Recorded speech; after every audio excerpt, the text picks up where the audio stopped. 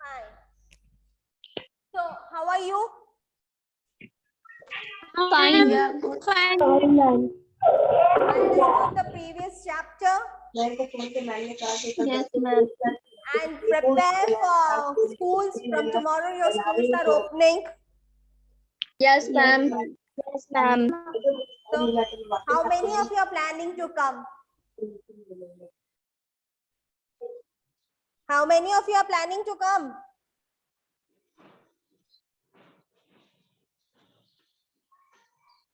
Coming or not coming? Coming, ma'am. Coming, ma'am. Coming, How ma'am. many? Fine. So 16. we'll start with some natural phenomena. What are the natural phenomena? What are the natural phenomena? जो nature से होता है क्या होते हैं natural phenomena? जैसे घटनाएं होती हैं मैम अर्थक्वेक जैसे रेन, फ्लड, ये सब natural Yes, ma'am. phenomena होते हैं. Yes ma'am So in this chapter, we'll be going through the lightning, earthquakes, what actually happens in the earth, in the core of the earth. That thing we are going to study in this chapter. Okay? Yes, ma'am. Understood? So, what is lightning? Lightning क्या होता है? We have heard ma'am बिजली lightning ma'am many बिजली times. Ma'am बिजली कड़कना Doesn't have. You ever Thunderstorm. wonder how and why it occurs? Is it dangerous? Lightning क्या होती है? हम थंडरस्टॉर्म हाँ? थंडरस्टॉर्म लाइटनिंग क्या होती है? बिजली जो चमकती है वो क्या होता है और वो क्यों होती है? Any idea? अर्थक्वेक Lightning क्या होती है? Lightning. I'm talking about lightning, not earthquake. First, I'm talking about natural occurring phenomena, that is lightning. Lightning क्या होती है और वो क्यों होती है? Earthquakes क्या होते हैं और वो क्यों होते हैं? Earthquakes क्यों होते हैं?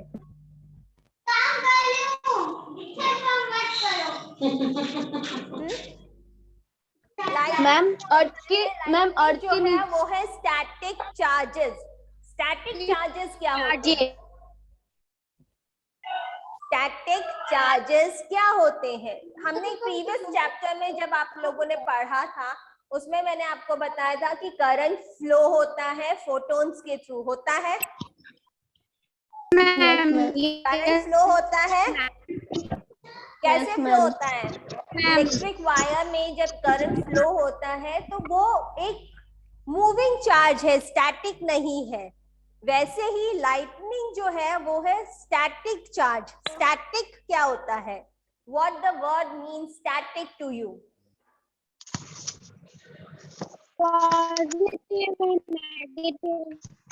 स्टैटिक वर्ड से क्या समझ में आता है आप लोगों को?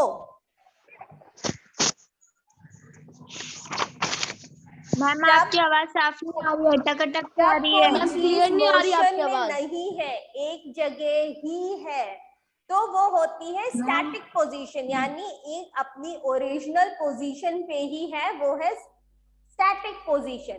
लेकिन at the time thing is move कर रही है तो वो उसकी मूविंग पोजीशन है, उसकी रिवॉल्विंग पोजीशन है.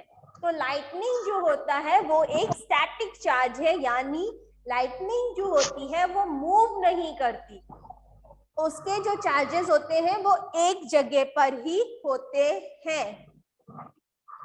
Okay, electric changes at rest without motion is referred to the static electricity.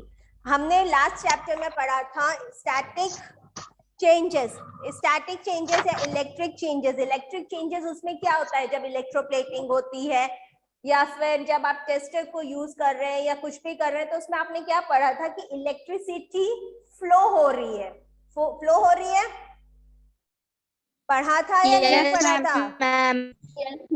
जब इस चैप्टर पे हम आते हैं तो स्टैटिक यानी इलेक्ट्रिक चेंजेस एट रेस्ट, वहां पर तो वो मूव हो रहा था, लेकिन एक रेस्ट पे, एक स्टेशनरी पोजीशन पे भी इलेक्ट्रिक चेंजेस होते हैं।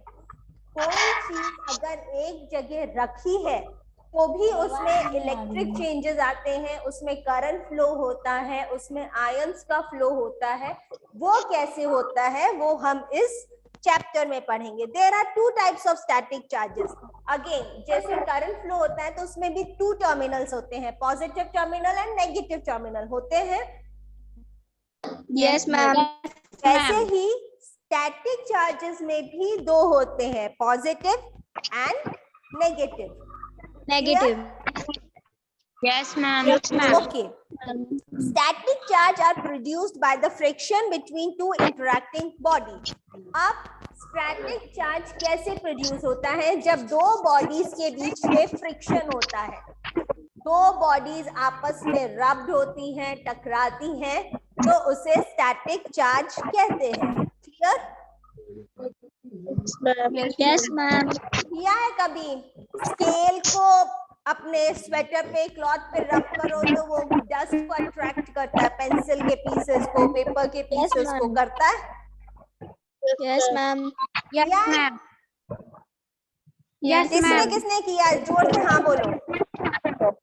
Yes ma'am. Yes ma'am. हाँ, क्या हुआ? की आवाज क्लियर नहीं आ रही है। आवाज क्लियर नहीं आ रही, क्यों? नहीं मैम, मेरे को आ रही है। मेरे को तो नहीं आ रही है। तो बेटा जिसकी मेरे को आवाज नहीं आ क्लियर रही नहीं आ है। रही, एक बार अपना नेटवर्क चेक करो।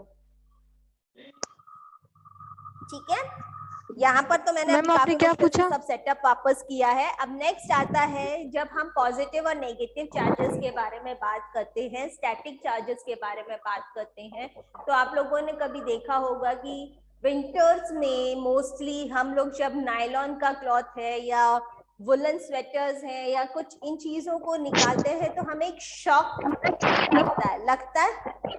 Yes ma'am. एक दूसरे को कोई हमारी बॉडी से टच, कई बार हम लोग आपस में एक दूसरे के टच होते हैं तो भी हमें एक शॉक का एहसास होता है।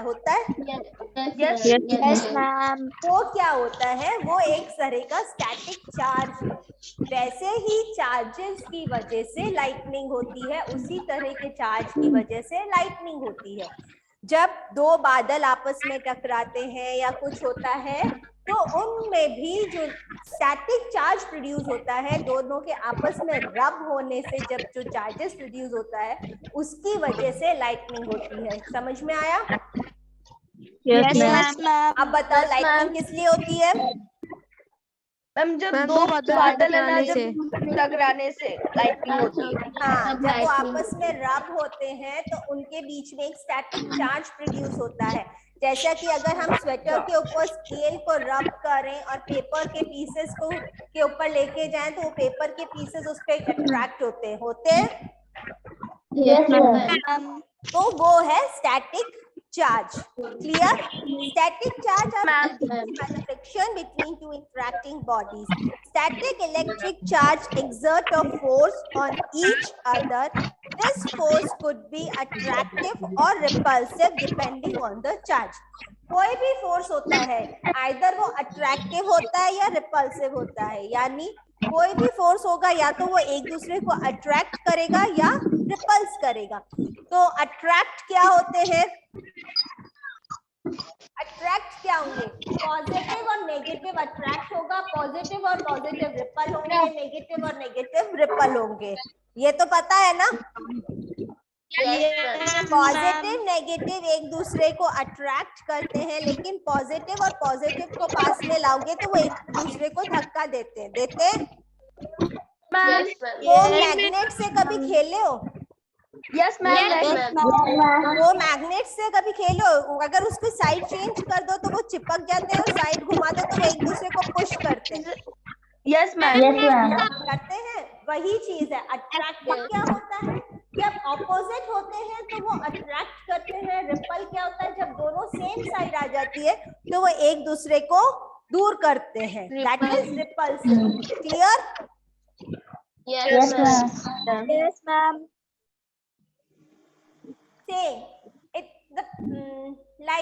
जब हम लोग कोम होता है, कोम को भी अगर बालों में बार बार ब्रश करो तो वो भी पेपर पीसेस को अट्रैक्ट करता है। कभी ये ट्राई किया आप लोगों ने घर पे? No ma'am. ट्राई करके देखिए। जब बालों में ऑयल नहीं लगा हुआ हो ना, जब बालों का आप वॉश करो बिना ऑयल के, जब बाल होंगे तो आप उस कोम से बार बार अच्छे से कोम को चार्ज कर दो, बार बार बाल बनाओगे, और फिर उससे आप कोई पेपर के छोटे छोटे पीसेस को गैदर करने की कोशिश करोगे तो वो उस पे चिपक जाएंगे। तो इसमें क्या होता है? When you rub your hair with a comb, place it near a small paper. What you observe, the pieces of a paper get attracted toward the comb. क्यों अट्रैक्ट होते हैं? क्योंकि the pieces of paper were natural. वो neutral होते हैं, उनमें ना तो पॉजिटिव होता है ना नेगेटिव होता है। When we rub a comb on our hair, the electrons was transferred from hair to the comb.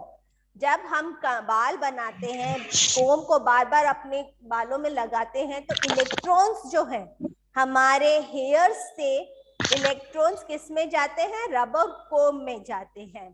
Now the comb is charge negatively, तो वो कौन सा चार्ज हो जाता है? उसपे नेगेटिव चार्ज आ जाता है।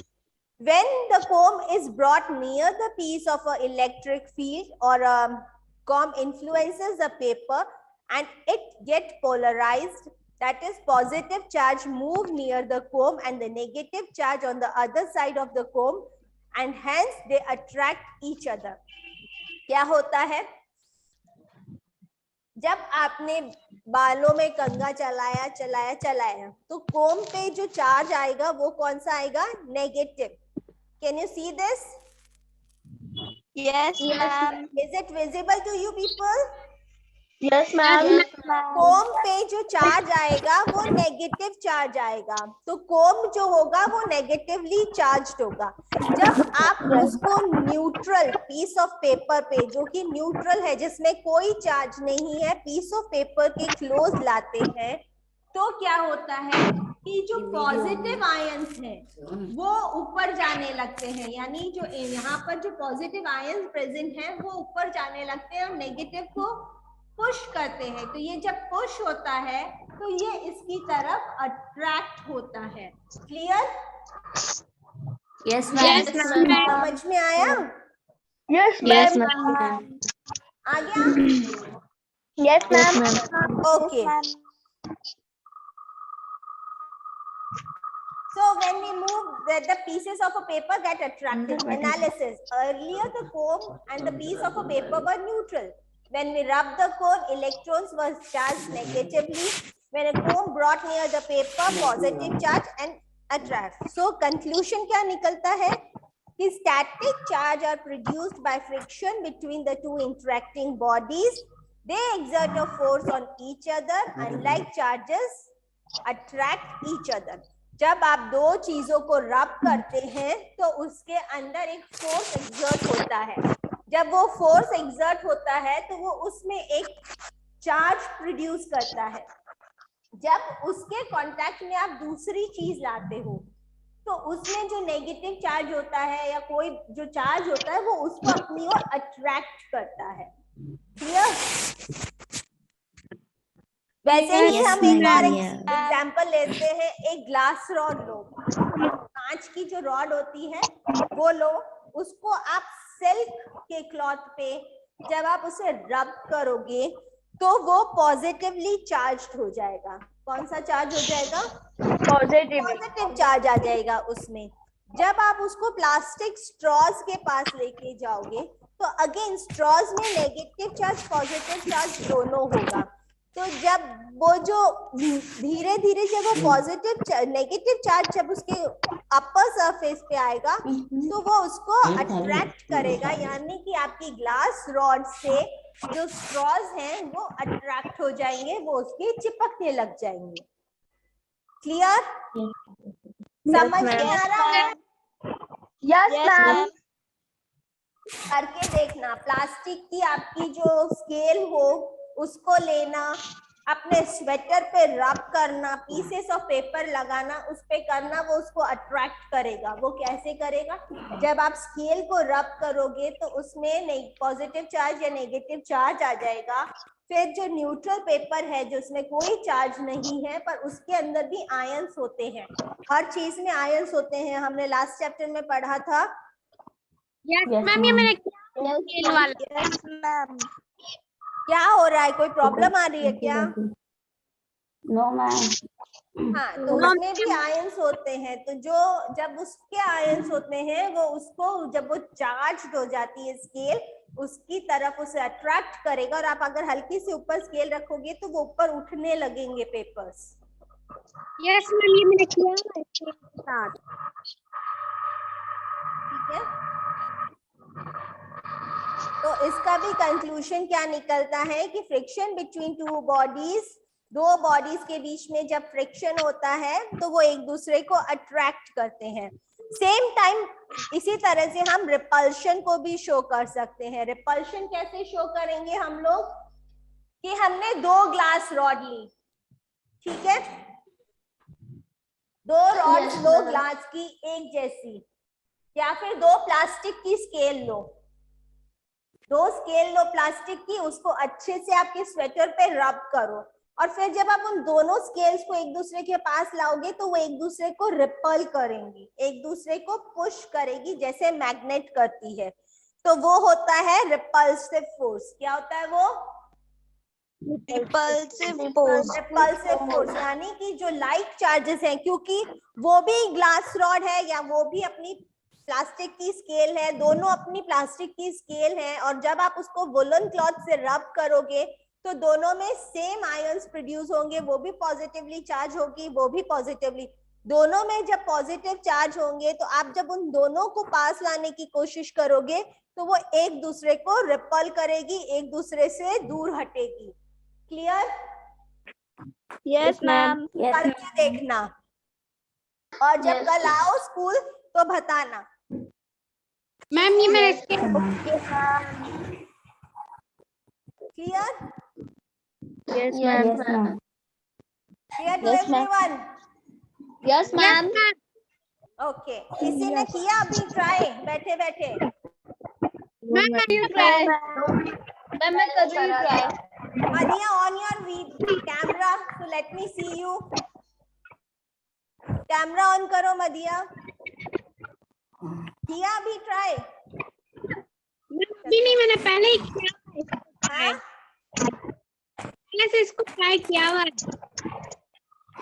मैं करूँ क्या ट्राई? किया मैं हो try रहा है, कर रही हूँ। पेपर अट्रैक्ट हो रहे हैं उसके? यस मैम होते हैं। Okay, fine. So we'll finish with the class till here. Rest will start tomorrow when you'll come to the school. Okay? Okay Yes, ma'am. Ma'am next class नहीं आएगी क्या? Bye ma'am. Next class कल school में। Okay ma'am. हाँ? नहीं आ रहे हो ma'am. School? आ रहे हैं मैं मैम। तो आ रही हूँ, मैं तो आ रही हूँ मैम। यस मैम आए। देखते हैं 19 में से 19 प्रेजेंट रहते हो या नहीं रहते हो कल। Yes Yes, okay ma'am. Ma'am. Yes, ma'am. Okay? मैं भी आऊंगी Sidra. Next class is yours, maths, isn't it? Okay okay ma'am.